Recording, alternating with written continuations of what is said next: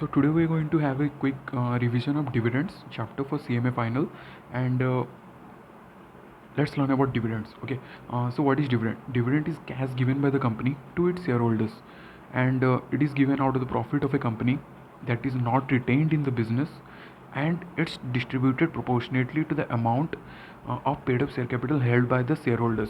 Okay, dividends are of two types: interim and final. Interim dividend is declared and paid within two annual general meetings, and it is approved and by the board of directors. It is proposed and approved by the board of directors, and final dividend is declared at annual general meeting after a financial year, and it is proposed by board of director but approved by the shareholders. Okay, so the next step is section 8 company or a non-profit company can't pay any dividend to its members. Let's learn about declaration of dividends.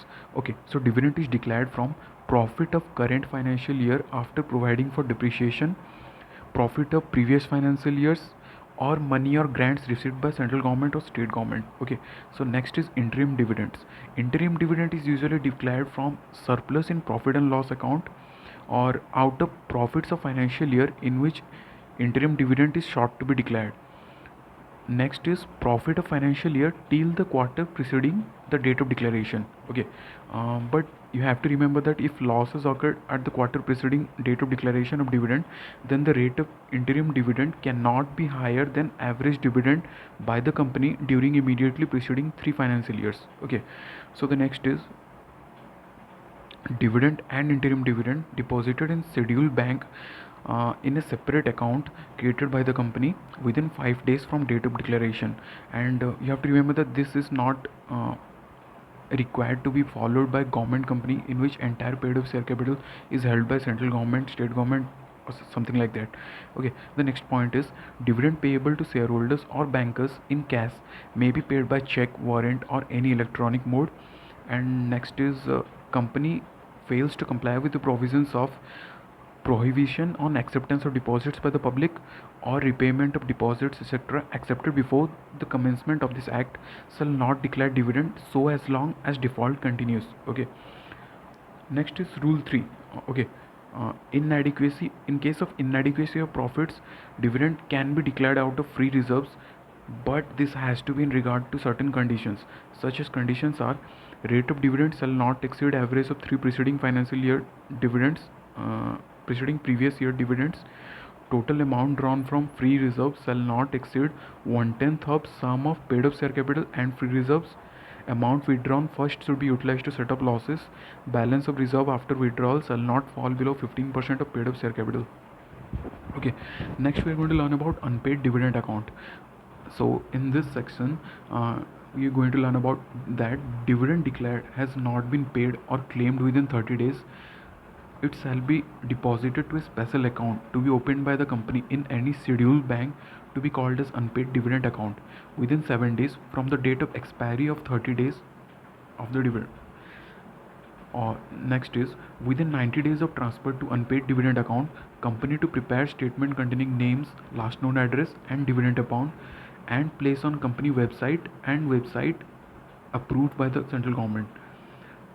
Next is if dividend made in transfer, company to pay.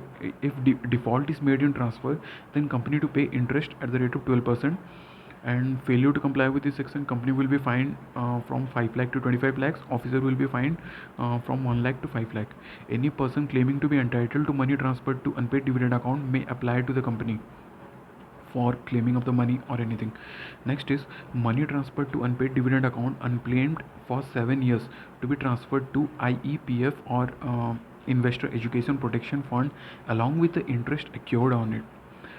Next is all shares in respect of which dividend is not paid or claimed for 7 years shall be transferred by the company to IPF along with the statement containing such details, example address, names and all, unless dividend is claimed within 7 years. Okay, so if dividend is claimed within the 7 years, then the shares will not be transferred, but the dividend amount can be transferred. Next is a dividend once declared at the AGM cannot be revoked unless with the consent of all the shareholders. Next is claimants of the shares shall be eligible for transfer of shares from Investor Education Protection Fund. Next, we are going to learn about Investor Education Protection Fund. Okay, the central government will establish that things to be credited to the fund are amount given by central government as grants, donation to the IPF by central government, state government, or other institutions, amount in unpaid dividend account that is transferred to the IPF, interest and other income out of investments by the fund, application money received by the company for allotment of securities and due for refund, matured deposits within companies and banks, matured debentures, redemption amount of preference share remaining unpaid or unclaimed for 7 or more years, such other amount as prescribed. So next is this fund to be used for what? Okay, refund in respect of unclaimed dividend, matured deposits, etc. Promotion, this will be used for. Next is promotion of investor education, awareness and protection, and next is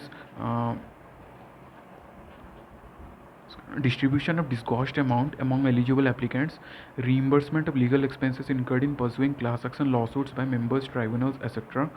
Any person claiming to be entitled to money to apply to authority constituted under subsection 5.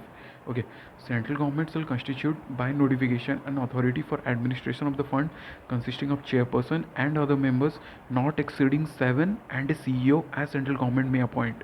Alright, next is audit of the IPF to be done by CAG or Comptroller Auditor General at intervals as specified by him, and audited account along with audited report to be forwarded annually by authority to the central government. Next, we are going to learn about punishment for failure to distribute dividend. Every director partly to default and knowingly, then he can be imprisoned up to 2 years. Fine is rupees 1000 every day during such default continues. And next is company is liable to pay simple interest at the rate of 18%.